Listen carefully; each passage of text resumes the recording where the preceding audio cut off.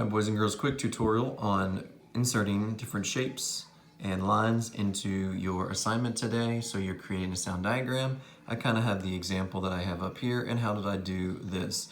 Well, first off, you're going to be needing to show the sound. So to do that, you'll be drawing lines. The best line that I recommend that you do is when you click here to select the tool, you come down here and click the curve line. So the curve line is pretty simple.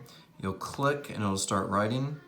And then when you click again, it'll let you go in a different curve and click again, go to a different curve, click, different curve, click, different curve, click, curve, click, curve, click, curve. And so every time you click, you're making another curve.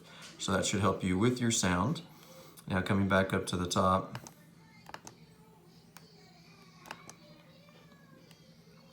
you have your shapes.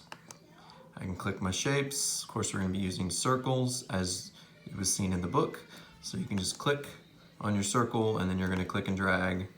And that, of course, will make your different particles. Of course, you'll want these particles to be much smaller than what I'm currently putting on there.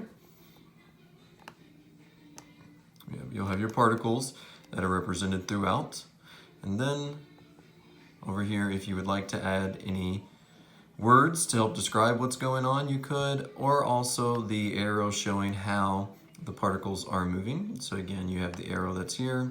I've already got one there, but you're just going to click